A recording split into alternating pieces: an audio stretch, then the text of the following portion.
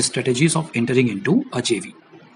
Joint venture कैसे किया जाता है? देखिए बच्चों, अगर आप जॉइंट वेंचर करते हैं तो किसी भी बिजनेस के ग्रोथ और सक्सेस के लिए बहुत इफेक्टिव हो सकता है, लेकिन तभी जब वो प्रॉपर स्ट्रेटेजी के साथ किया जाए।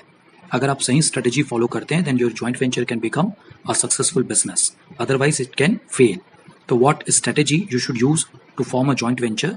First, identification of prospective joint venture partner. आपका जो जॉइंट वेंचर पार्टनर है वो अच्छा स्ट्रांग हो, बिजनेस में, टेक्नोलॉजी में, रिसोर्सेज में। खास करके इस टाइप का हो बच्चों कि एक पार्टनर दूसरे पार्टनर को कॉम्प्लीमेंट कर सके।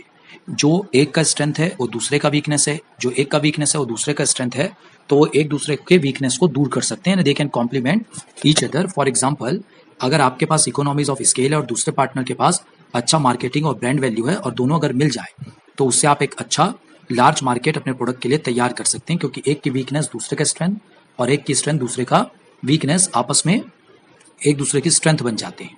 तो इसको आपको ध्यान में रखना है, यानी partner must complement each other. Second, trustworthy. ये तो कॉमन सेंस है, किसी भी ऐसे व्यक्ति के साथ आप जॉइंट वेंचर मत करिए जो ट्रस्टवर्दी नहीं है, नहीं तो आपका जॉइंट वेंचर चलने वाला नहीं है। Development of strong joint venture relationship. आप कोशिश करिए कि आपका जो रिलेशनशिप है जॉइंट वेंचर में वो काफ़ी स्ट्रॉन्ग हो, ताकि आप फाइनेंशियली प्रॉफिटेबल, इंटेलेक्चुअली रिवॉर्डिंग, एक लॉन्ग लास्टिंग रिलेशनशिप बना सके। Equal contribution. जेवी में बेटर है कि सभी पार्टनर्स इक्वल कंट्रीब्यूशन करें, स्किल का, इंटेलेक्चुअल रिसोर्सेज का, मार्केटिंग रिसोर्सेज का, कैपिटल का। ये देखा गया है कि जहाँ अनबैलेंस या अनइक्वल कंट्रीब्यूशन होता है वो कभी भी वैसे जॉइंट वेंचर ज़्यादा सक्सेसफुल नहीं होते।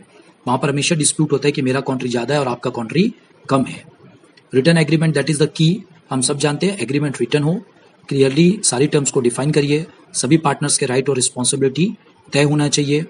एकदम सिंपल एग्रीमेंट बनाइए, कोई एम्बिग्यूटी ना हो, कोई क्लैशिंग ऑफ इंटरेस्ट ना हो, ताकि फ्यूचर में अगर कोई डिस्प्यूट हो तो एग्रीमेंट से उसको रिजॉल्व किया जा सके।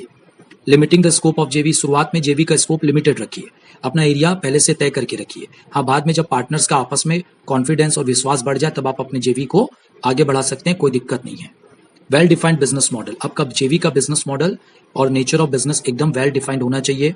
आपका कस्टमर बेस क्या होगा, आपके चैनल और रिलेशनशिप मैनेजमेंट कैसे होंगे, क्या वैल्यू चेन होगा, किसके क्या रोल होंगे, कितना इन्वेस्टमेंट होगा, कितनी इनकम होने की उम्मीद है, कॉस्ट ऑफ पेमेंट कैसे होंगे, किन किन मतलब जो जो जरूरी बातें हैं आपके बिजनेस मॉडल के लिए वो वेल डिफाइंड होना चाहिए।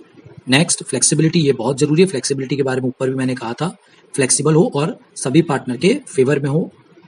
Establishment of exit root. अगर जेवी से कोई एग्जिट करना चाहता है, जैसे फ्यूचर में हो सकता है रिलेशंस ऊपर नीचे हो जाए, या कोई अगर हटना चाहता है तो कैसे हट सकता है या जेवी से कैसे एग्जिट होगी, ये पहले से क्लियरली डिसाइड होना चाहिए ताकि आगे चलकर कोई डिस्प्यूट ना हो। ये सारी बातें स्ट्रेटेजी के अंतर्गत आती है, जिससे आप एक अच्छा सक्सेसफुल जॉइंट वेंचर बना सकते हैं। इसके बाद अगला टॉपिक मैं अगले लेक्चर में लूंगा, फॉर्मेशन ऑफ जेवी। कोई डाउट होगा तो आप मुझसे पूछ सकते हैं। Thank you.